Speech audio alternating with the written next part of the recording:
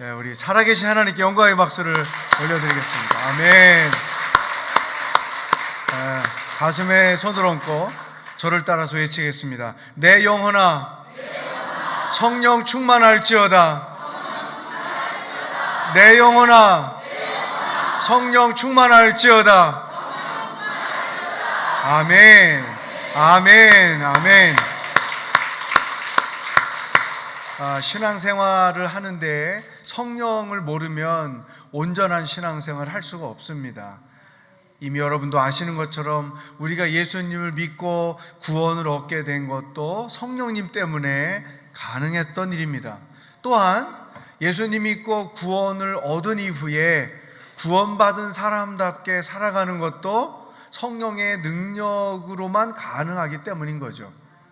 이번 여름 기간을 통해서 성령님을 주제로 말씀을 나누고 기도하게 된 것은 하나님이 주신 지혜라고 생각하고, 또 여러분이 요즘에 사도행전을 묵상하고 있는데 사도행전의 핵심 메시지도 성령님, 또 여러분이 금요일 저녁마다 하는 이 집회도 주제가 성령님이기 때문에 이번 기간에 성령님을 마스터하는, 그리고 성령님을 깊이 경험하는 여러분들의 시간들이 되기를 주의 이름으로 축복합니다. 성령 체험은 일회적으로 우리가 경험하는 거예요.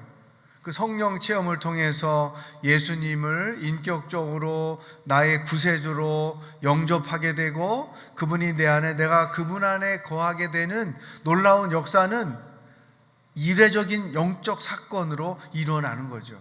그러나 신앙인으로서 모든 시험과 고난과 유혹을 이기며 살아가기 위해서는 절대적으로 성령의 능력이 필요한 거죠. 내 능력만으로는 한계가 있고 내 능력만으로는 언제나 넘어질 수밖에 없는 거죠. 그래서 평생 성령님을 사모하고 성령의 능력을 사모하고 성령의 지혜를 구하고 성령의 인도하심을 구하며 사는 것이 크리스찬들의 삶의 여정인 거죠. 여러분이 새벽마다 기도할 때에도 그 기도 내용 가운데 성령 충만이 항상 들어가 있는 게 너무나 중요해요. 왜냐하면 성령이 충만하면 해결될 문제들을, 그 문제만 가지고 해결해 달라고 간구할 때가 참 많은 거죠. 그러니까 하나님이 보실 때 얼마나 답답하겠어요?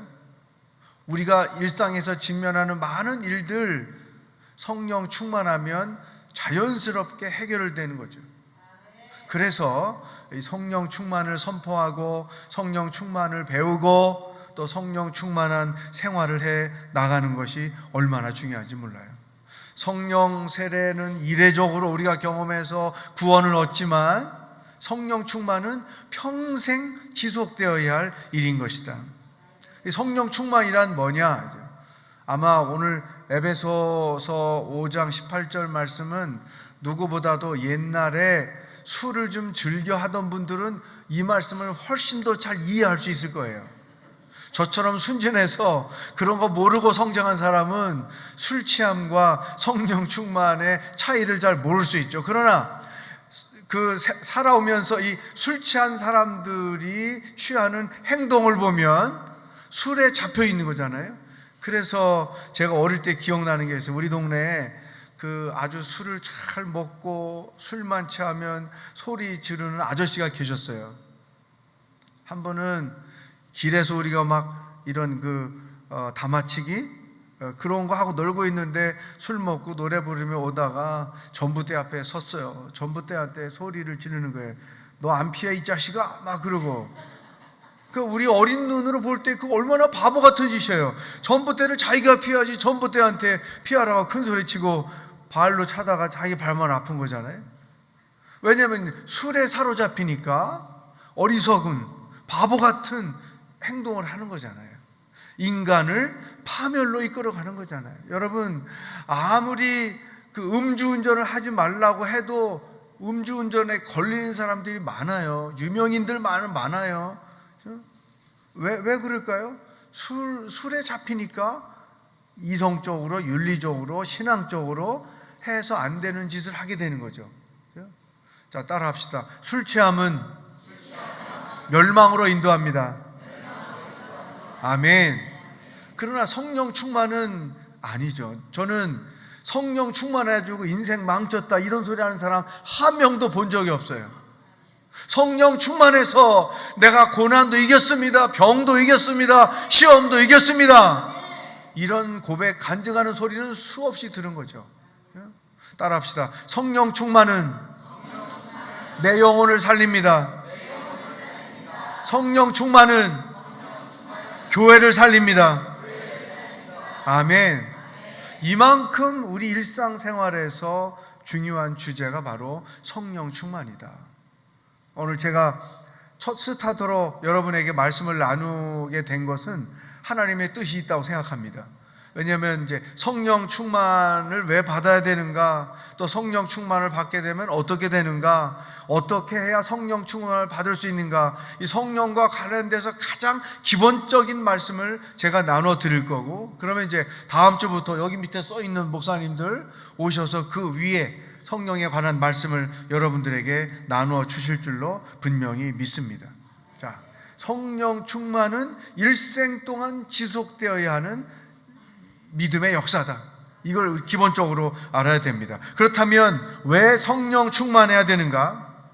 세 가지 이유가 있어요. 하나는 성령 충만해야만 하나님 중심으로 살아가기 때문이죠. 성령 충만해야만 말씀 중심으로 살아갈 수 있기 때문이죠. 여러분, 사람의 내적인 갈등은 뭐냐? 내 마음대로 살 거냐? 하나님의 뜻을 따라 살 거냐? 내가 내 인생을 주도할 거냐? 성령께서 내 인생을 주도할 거냐? 부모들은 자식들을 내 마음대로 키울 거냐? 성령님이 아이들을 기르도록 할 거냐?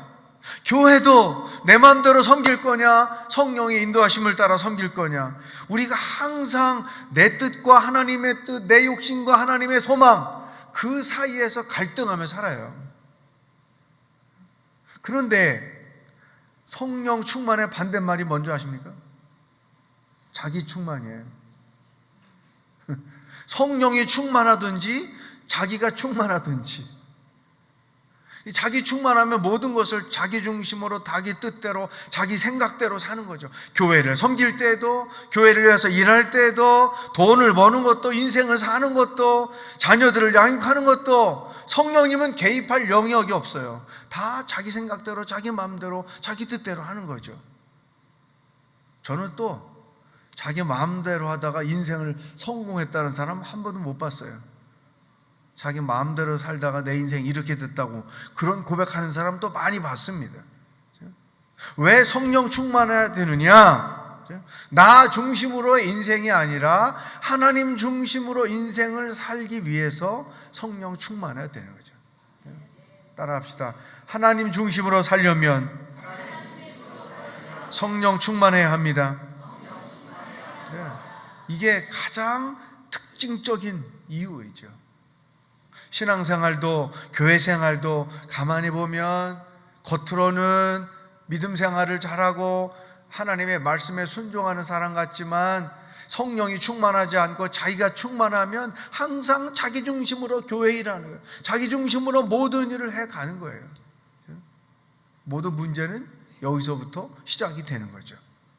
성령 충만하면 하나님 중심으로, 하나님의 우선으로, 나보다는 교회를 위하여, 나보다는 타인의 사랑, 이웃을 위하여, 유익을 위하여 생각하고 판단하고 인생을 살아가게 되는 거죠. 내가 사는 게 왜 이렇게 힘들지? 그런 사람 참 많습니다. 이유는 간단해요. 자기 중심으로 살기 때문에. 사역하는 게 왜 이렇게 힘들지? 이유는 간단해요. 자기 중심으로 하니까. 잘 될 리가 없는 거죠. 성령 충만해서 성령님 중심으로 성령의 인도함을 받고 그분의 깨우침을 받고 그분의 지혜를 얻고 그분의 역사를 따라서 살기도 하고 봉사도 하고 인생을 살아가게 되면 사는 것도 쉽고 일하는 것도 쉽고 하는 것마다 은혜가 있고 성령의 역사가 나타나고 그런 거예요.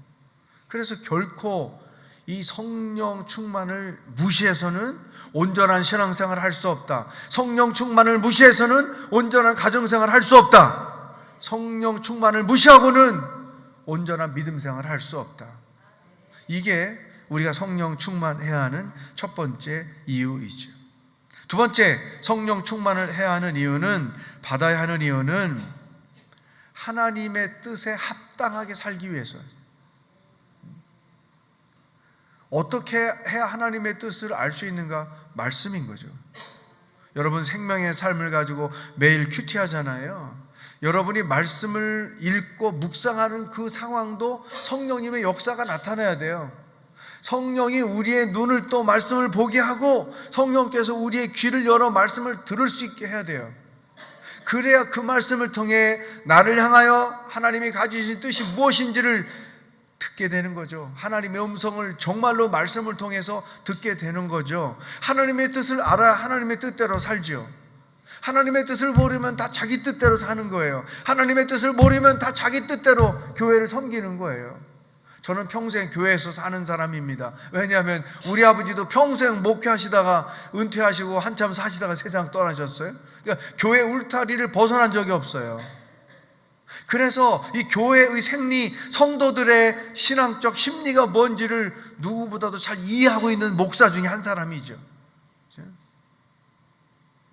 하나님의 뜻 배제하고 자기 뜻 내세워서 심지어는 그것을 하나님의 뜻이라고 포장해서 일하고 섬기고 주장하다가 자기도 넘어지고 교회도 힘들게 하고, 그런 케이스들을 너무나 많이 봤어요.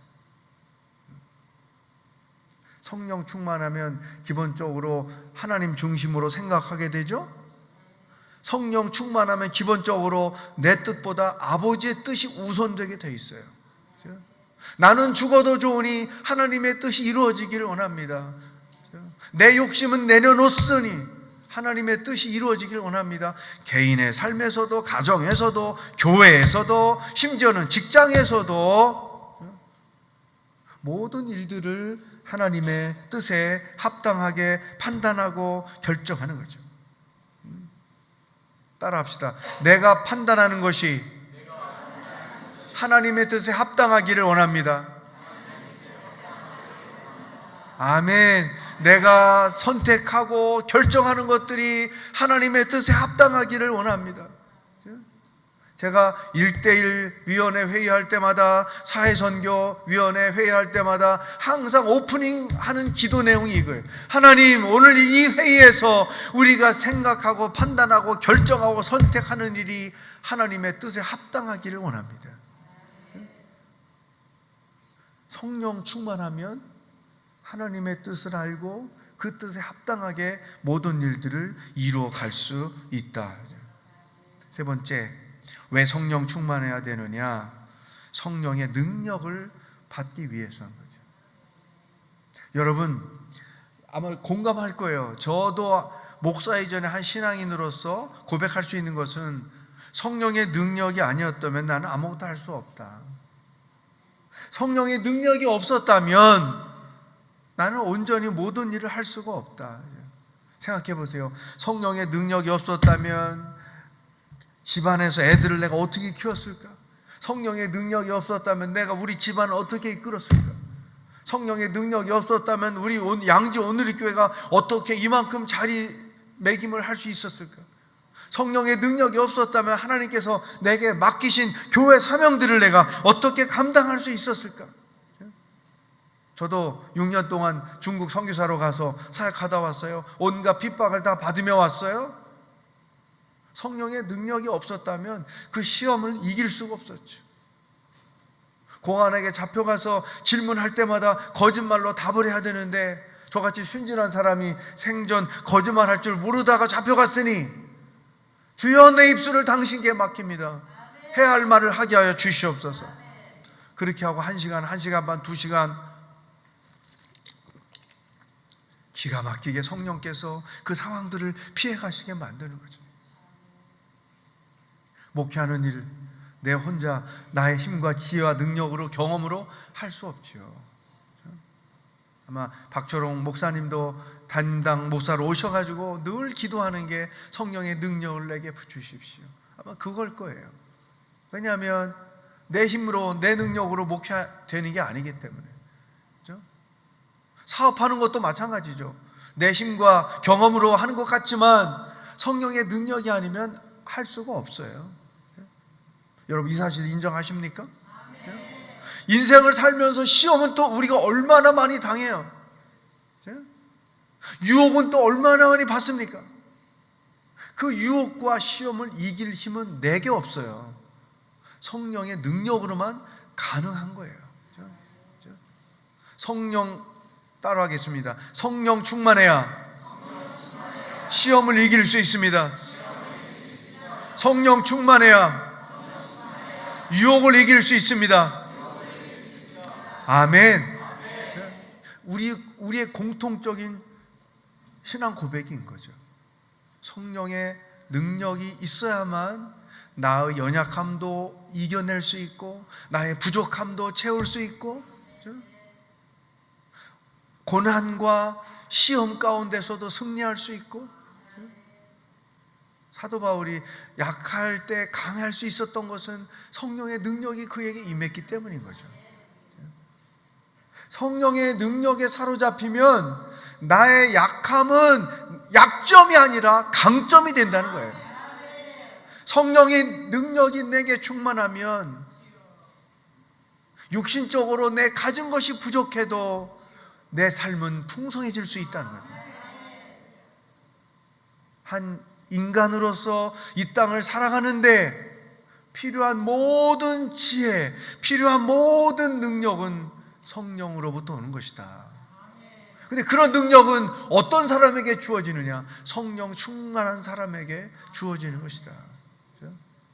생각해 보세요. 성령 충만해서 성령님이 내 생각과 내 마음과 이 내 삶을, 나의 존재를 주장하고 인도하신다고 생각해 보세요. 그런 사람을 세상은 감당할 수가 없어요.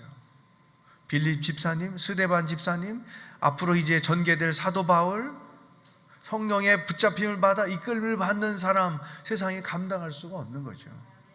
그러므로 신앙생활을 하면서 내가 가지고 있는 문제는 조건이 부족한 것이 아니다, 건강이 부족한 것이 아니다, 내가 사는 게 약한 것이 아니다, 성령의 능력이 부족한 것이다. 내가 성령 충만치 못하기 때문이다. 관점을 바꾸어서 우리 자신을 생각해야 되는 거죠. 성령 충만하면 어떤 역사가 우리의 삶 가운데 나타나는가?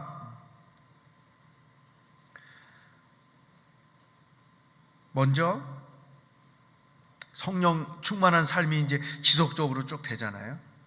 제가 신앙 고백하면 이제 대학 1학년 때 예수님을 영접할 때 성령 체험을 했어요. 그리고 성령의 방언의 은사는 한참 뒤에 받았어요. 근데 그 대학 1학년 이때 7월 둘째 주에 그 IBF 수련회에 가서 이동원 목사님의 콜링에 예수님을 영접할 때 불같은 성령이 내게 임해가지고 그때부터 지금까지 그리고 앞으로도 입만 열면 어떤 상황에서나 어떤 형편에서나 주여 성령의 능력이 필요합니다. 나를 주장하십시오. 설교하러 올라오기 전에 항상 하나님께 하는 기도가 있어요. 그게 뭐냐? 성령 하나님, 당신의 능력의 손으로 내 머리 터치해 주십시오. 당신의 그 능력의 손, 말씀의 능력으로 내 입술을 만져 주십시오. 당신의 그 사랑의 능력으로 내 가슴을 터치해 주십시오. 성령의 능력에 사로잡히지 않으면 우리는 시체나 다름이 없는 거죠. 육신의 정욕에 사로잡히죠. 자기 중심에 사로 빠지죠. 인간의 뜻을 따라가게 되죠. 세상의 풍습을 쫓아가게 되죠.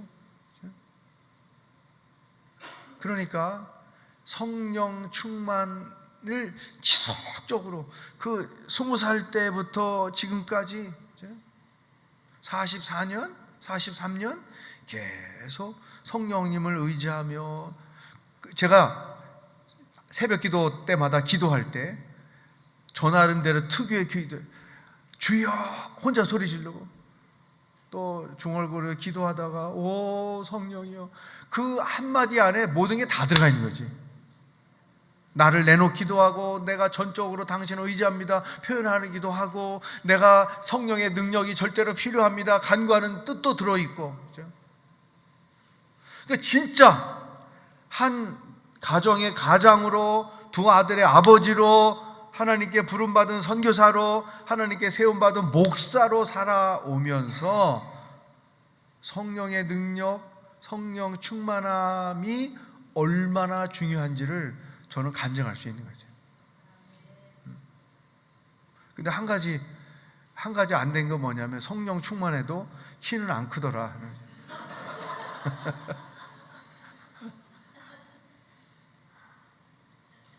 이 오랜 세월 성령 충만을 간구하고 성령 충만한 상태에서 살게 되면 몇 가지 삶에서 구체적인 결과가 나타나는데, 그 첫 번째가 뭐냐면 일상생활에서 그리스도의 성품이 나타나집니다.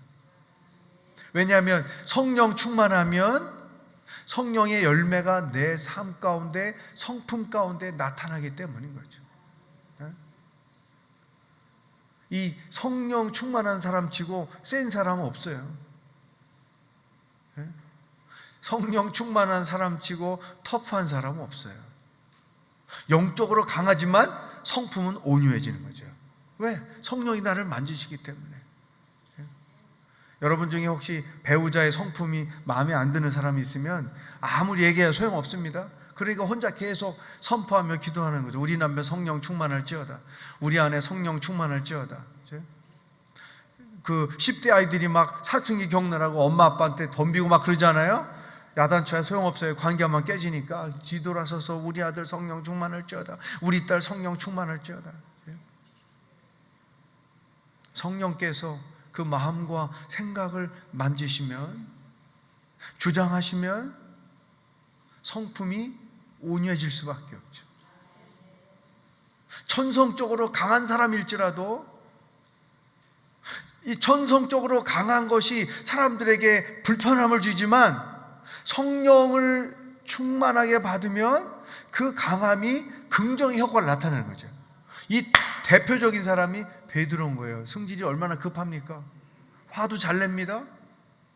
성령을 체험하니까, 성령 충만한 가운데 사역을 하니까 그 강한 성품이 오히려 긍정의 효과를 내면서 쓰임을 받는 거잖아요. 오랫동안 성령 충만하여 살게 되면 놀랍게도 일상생활에서, 관계 속에서 그리스도의 성품이 나를 통해서 나타나게 된다. 성령의 열매가 나를 통해서 나타나게 된다. 아마 우리 여기까지는 생각 안 했을 거예요. 그냥 성질이 나쁘다고만 생각했지. 그러나 성령의 역사, 성령의 충만함이 내 삶에 지속적으로 나타나면 변하는 거죠.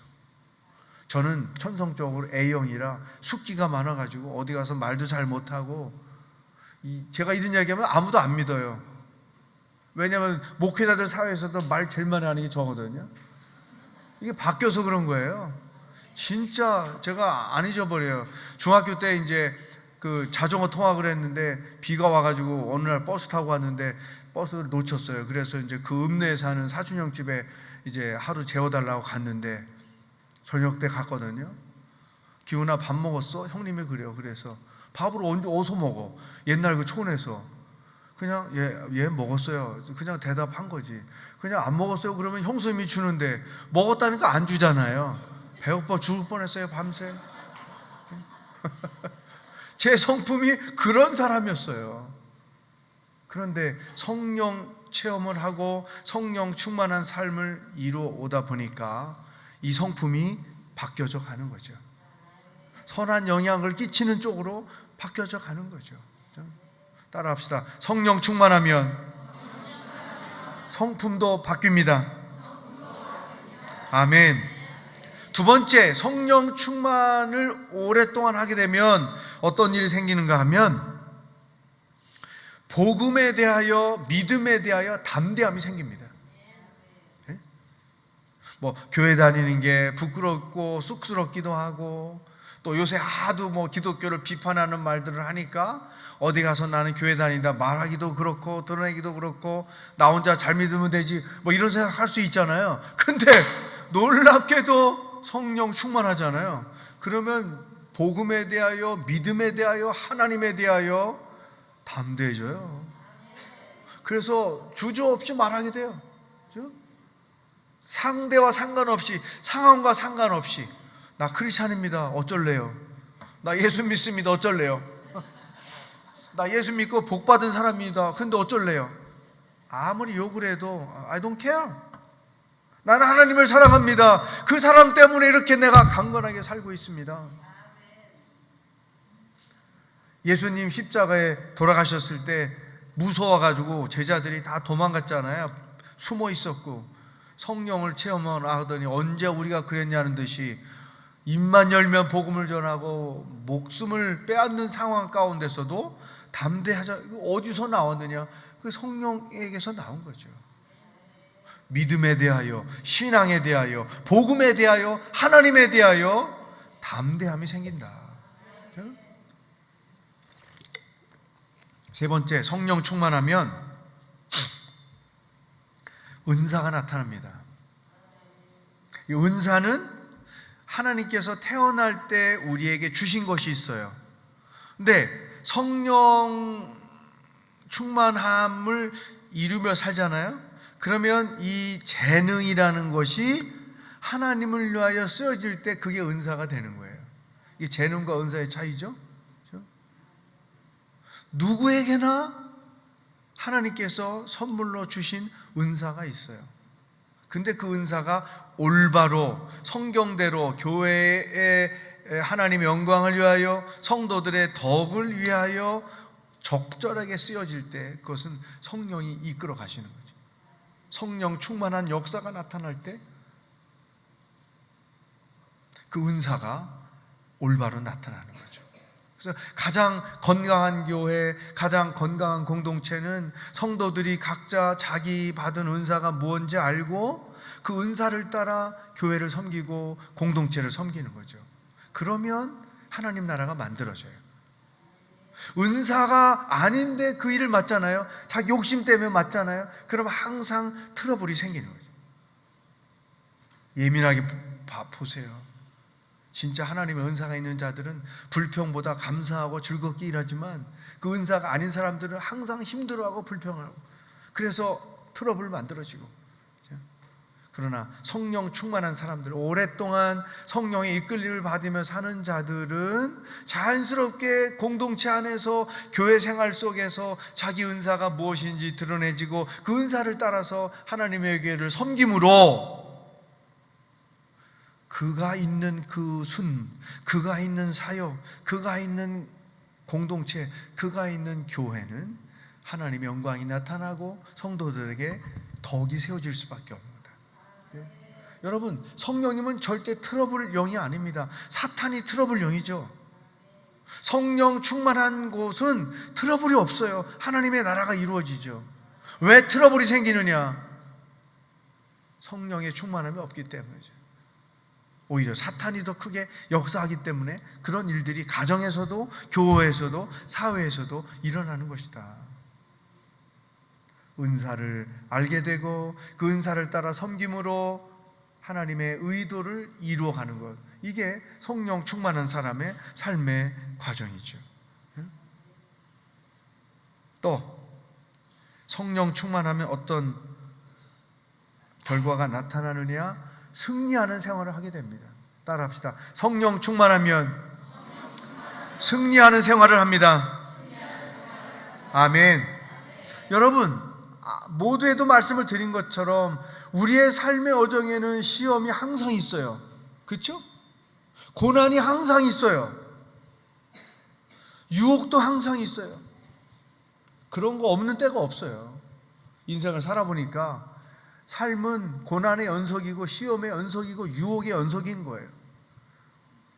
인생의 태클 참 많아요. 그런데 성령 충만한 사람들에게는 고난만 있고 시험만 있고 유혹만 있는 게 아니다. 그 고난을 이기는 승리가 있고, 시험을 이기는 승리가 있고, 유혹을 이기는 승리가 있다.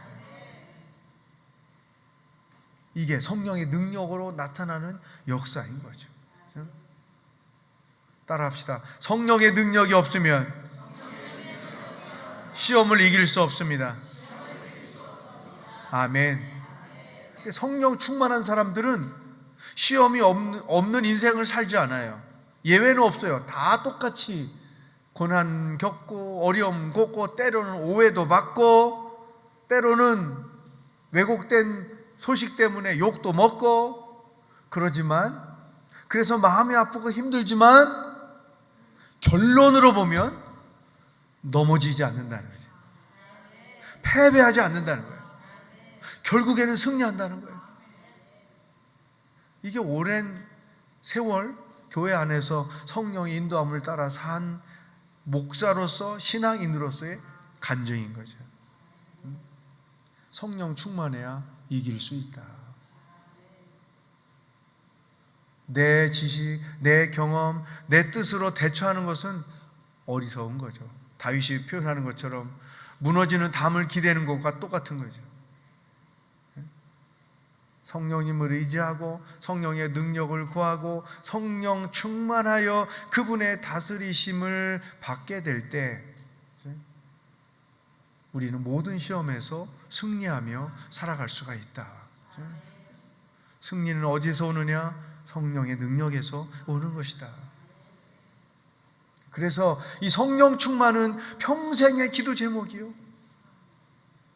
성령 충만을 간구하는 것은 일생의 우리들의 일종의 영적인 습관이 되어야 한다. 여러분, 사람이 경건의 원칙을 세우잖아요. 그러면 내가 세워놓은 경건의 원칙이 위기 때마다, 시험에 들 때마다 나를 붙잡아주고 이기게 한다는 거죠. 예? 자, 다니엘이 사자굴 속에 들어갈 그 시험을 당했잖아요.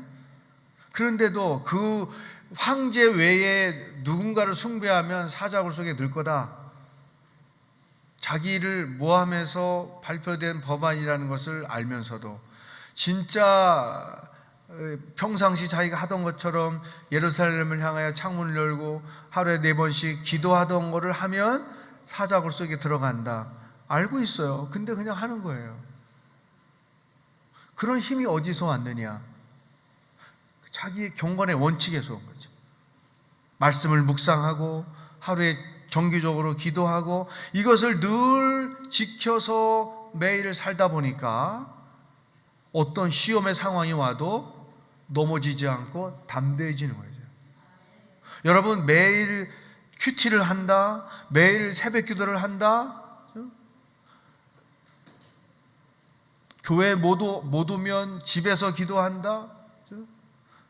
여러분, 자기 나름대로 경건의 원칙을 세워서 그 원칙을 따라 매일 살아가면 그게 성령님이 나를 주장하시는 방법이요, 성령님이 나를 이끄시는 방법이요, 그 생활이 지속적으로 쌓아지면 어떤 고난, 어떤 시험이 와도 그것들을 대단하게 여기지 않고 담대하게 이겨내는 거죠. 그러니까 내가 그것을 이기는 게 아니고 내 안에 계신 성령께서 나를 이기게 하시는 거예요. 말씀을 평생 묵상해서 내 속에 쌓아진 그 말씀이 나를 시험에서 이기게 하는 거예요. 기도해서 그 기도의 능력이 내게 채워져 있으므로 시험이 올 때마다 그 내 안에 채워진 기도의 능력이 그 시험에 대하여 담대하게 나를 붙잡아 준다는 거죠. 그러므로 신앙생활은 마라톤 뛰는 것과 똑같아요. 일상에서 늘 외치고 성령 충만을 사모하고 부르짖고 하는 그런 행위들이 그때는 아무것도 아닌 것 같지만 그게 쌓아지고 내 삶에 채워지면 어떤 시험이 와도 그 시험을 피할 수 있는 지혜도 생기고 그 시험에 대하여 심정적으로 담대해지고 그리고 승리를 하며 사는 거죠. 그러니까 성령 충만 없이 크리스찬으로서 산다, 이것은 불가능한 일이죠. 따라합시다. 성령 충만해야 진정한 신앙생활을 할 수 있습니다. 승리는 성령 충만에서 옵니다. 아멘. 연약함을 이기며 살기를 축복합니다. 고난을 이기며 살기를 축복합니다. 시험을 이기며 살기를 축복합니다. 무엇으로? 성령 충만으로. 그렇다면 세 번째, 성령 충만을 어떻게 받는가? 이게 또 중요하잖아요. 성령 충만을 받는 방법이 있어요. 오늘 제가 드리는 모든 말씀은 다 시험의 날거리들이에요. 평생에 우리가 믿음 생활하면서 너무 중요한 거죠. 자, 어떻게 성령 충만을 받을 수 있느냐? 첫 번째는, 자, 다른 거 몰라도 지금 말씀드리는 네 가지는 중요합니다. 일단 성령 충만의 필요성을 인식하고 성령 충만을 간구해야 되는 거예요. 자, 이제 필요성을 인식했어요. 그렇죠? 성령의 능력이 없이 나는 아무것도 할 수 없다. 인식했으면 기도할 때마다, 또 입을 열어 짧게 하나님 앞에 호소할 때마다 성령 충만을 간구하는 거죠. 사모함으로 간구하는 거죠. 성령 하나님, 나를 주장하여 주십시오. 성령 충만하기를 원합니다. 성령 하나님, 내 생각과 입술을 주장하여 주십시오. 내 마음을 주장하여 주십시오. 내 사역을 주장하여 주십시오. 내 사업을 주장하여 주십시오. 우리 자녀들을 주장하여 주십시오. 우리 가정을 주장하여 주십시오. 성령 충만하기를 원합니다. 성령의 능력 없이 나는 아무것도 할 수 없습니다. 이 성령의 필요성을 알고 지속적으로 성령 충만을 간구하는 거예요. 이게 첫 번째예요. 두 번째는 죄를 인식하고 회개를 해야 돼요.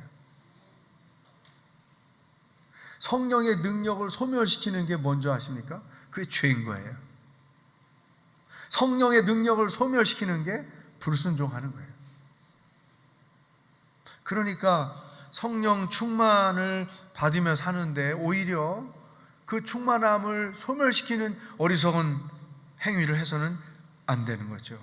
그래서 항상 자기 자신을 말씀의 거울 앞에 들여다보고 회개가 있어야 되는 거예요. 진정한 회개가 있어야 되는 거예요. 가장 큰 위기는 뭐냐면 자기가 회개할 게 없는 거예요. 가장 교만한 상황이 언제냐? 회개할 게 없는 거예요. 이게 교만한 거죠.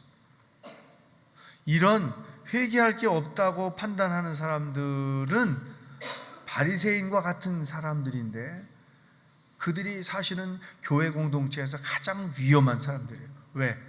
지적하고 자기가 판단하고 자기가 하나님 노릇을 하기 때문인 거죠. 그래서 성령 충만한 사람들은 정죄하거나 비판하거나 누구를 지적하거나 그런 일을 하지 않아요. 왜? 자기의 언약함을 알기 때문에, 자기 허물을 알기 때문에, 나의 죄를 알기 때문에, 나도 옛날에 은혜를 모를 때는 그 사람처럼 행동했던 사람이었기 때문에 하나님 앞에서도 겸손하고, 사람 앞에서도 겸손하고, 교회 앞에서도 겸손하고, 자기 자신 앞에서도 겸손할 수밖에 없는 거죠. 진짜 내가 지속적으로 성령 충만하려면 말씀 앞에서 자기를 들여다보며 늘 진정한 회개가 있어야 하는 거죠. 세 번째, 성령 충만을 받으려면 하나님을 절대적으로 신뢰해야 돼요. 여러분, 우리가 고난당할 때 제일 먼저 받는 시험이 뭐냐면 믿음 테스트예요. 네가 이렇게 억울한데도 하나님을 절대로 믿겠느냐? 네가 이렇게 힘든데도 교회를 계속 섬기겠느냐? 예? 너가 원하는 대로 기도 응답이 없는데도 너 계속 기도 생활 하겠느냐? 이게 다 뭐냐면 우리의 믿음을 테스트하는 거예요. 그렇기 때문에 어떤 상황과 형편이 내게 닥쳐도 나는 하나님을 신뢰합니다. 내가 원하는 결과가 안 나왔어도 난 하나님을 신뢰합니다. 내 인생에 더 큰 계획을 갖고 계신 하나님을 나는 신뢰합니다. 결코 믿음이 흔들리지 않아요. 나는 죽어도 믿고 죽겠습니다.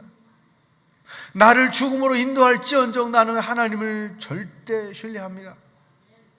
그렇죠? 되게 목회하다 보면 시험에 든 성도들이 상담하러 와가지고 목사님, 하나님 이럴 수가 있습니까? 이렇게 하나님께 대한 불만을 마치 내가 하나님인 것처럼 나한테 와서 막 그렇게 하는 분이 있거든요.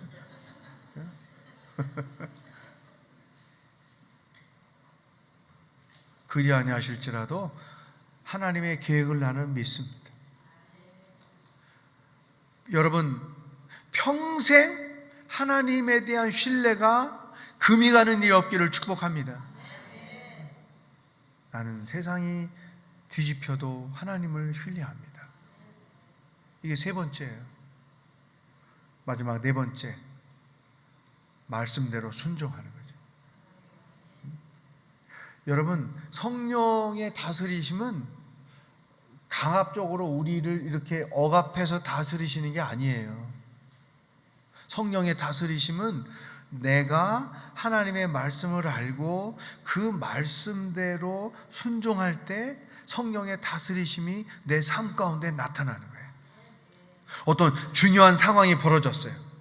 예? 뭐 자기 이익과도 관련되고 자존심하고도 관련되고 자기 자리하고도 관련되고 뭐 내가 손해를 보느냐 이득을 보느냐, 하여튼 이 중요한 상황에 처할 때 우리의 고민은 뭐예요? 하나님의 말씀대로 할 거냐, 세상 따라갈 거냐. 이제 하나님의 말씀대로 행하면 성령의 다스리심이 여러분의 삶 가운데 나타나게 되고 그 결과 놀라운 축복의 역사가 그 삶 가운데 나타나는 거죠. 말씀대로 순종하면 성령 충만하지만 말씀대로 불순종하면 성령이 소멸되는 거예요. 이 네 가지, 이게 성령 충만하기 위해서 첫 번째, 필요성을 알고 사모함으로 간구한다. 두 번째, 죄를 회개하여 자기 영혼을 깨끗하게 만든다. 세 번째, 하나님을 100% 절대적으로 어떤 상황에서든 신뢰하며 산다. 그리고 어떤 상황에서든 하나님의 말씀대로 순종하는 거예요. 이 네 가지가 하나의 패키지로 자기의 삶에 이루어져 가면 그 성령 충만한 삶이 지속적으로 이어지는 거죠. 그러면 승리도 계속되는 삶이 되고 시험을 이기며 평생 살게 되고 하나님이 약속하신 선물을 누리며 살게 되고 승리하는 자들에게 주시는 기쁨도 누리고 복도 누리고, 크리스찬으로서의 삶의 질이 높아질 수밖에 없는 거예요. 어제 어떤 분을 이제 오랜만에 찾아와서 대화를 했는데 그런 얘기를 해요. 자기가 온누리교회 신앙생활 하다가 이제 주재원으로 영국에 파송을 받아서 교회를 갔더니 신앙 세계가 너무나 다르더라는 거예요. 뭐가 다르냐 그랬더니 일단은 늘 그 자기 죄에 얽매여 사니까 하나님 안에서 누리는 게 없는 거예요. 삶에 똑같이 신앙생활하고 똑같이 교회 다니는데 하나님과의 친밀감을 경험하지 못하고 성령의 충만함을 경험하지 못하니까 인간 중심의 생활, 인간 중심의 가정, 인간 중심의 교회로 만들어져 가는 거죠. 그러니까 천국을 누리며 살아야 될 교회가 지옥 같은 교회가 너무나 많더라는 거예요. 그래서 온누리교회에서 1대1하고 큐티하면서 주의 말씀대로 순종하며 사는 게 얼마나 복이 있는 신앙생활인지 외국 가서 알게 됐다고. 크리스찬으로 해서 삶의 퀄리티가 이렇게 낮을 수밖에 없는 거죠. 여러분들이 여러분의 삶을 수준 있게 진짜 하나님이 기대하시고 원하시는 대로 살아가려면 성령 충만해야 돼요. 어떻게 해야 성령 충만하느냐? 사모함으로 간구한다. 죄를 항상 회개한다. 절대적으로 하나님을 신뢰한다. 그리고 말씀대로 순종한다. 왜냐하면 이 성령 충만은 한 번 받고 끝나는 게 아니라고 그랬잖아요. 죽을 때까지 해야 되는데, 죽을 때까지 내 삶에 이와 같은 네 가지 요소가 있으면 그 사람은 죽을 때까지 성령 충만한 가운데 하나님 나라의 많은 은혜들을 누리며 일생을 살아가는 거예요. 그렇기 때문에 성령 충만이 우리들에게 절대로 중요하다는 거죠. 따라합시다. 성령 충만해야 승리할 수 있습니다. 성령 충만해야 복을 받을 수 있습니다. 성령 충만해야 수준 높게 신앙생활 할 수 있습니다. 아멘. 한 번 더 가슴에 손을 얹고 저를 따라 선포하겠습니다. 내 영혼아 성령 충만할지어다. 내 영혼아 성령 충만할지어다. 믿음대로 될지어다. 제가 얘기하면 여러분 아멘 해야지. 선포한 대로 될지어다. 아멘. 이 시간 우리 함께 기도하겠습니다.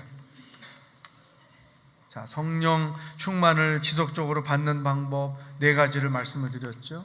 필요성을 알기 때문에 성령 충만을 간구하고 진정으로 회개하고 어떤 상황에서도 일상생활 속에서 하나님을 절대로 신뢰하고 믿음이 흔들리지 않고 그리고 말씀대로 순종하는 거죠.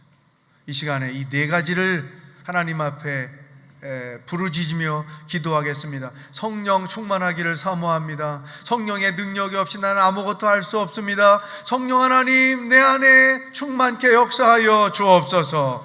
회개합니다. 하나님을 절대로 신뢰합니다. 어떤 상황에서든 말씀대로 순종하며 살겠습니다. 이 네 가지 제목을 가지고 다 같이 주여 한번 외치고 합심해서 기도하겠습니다.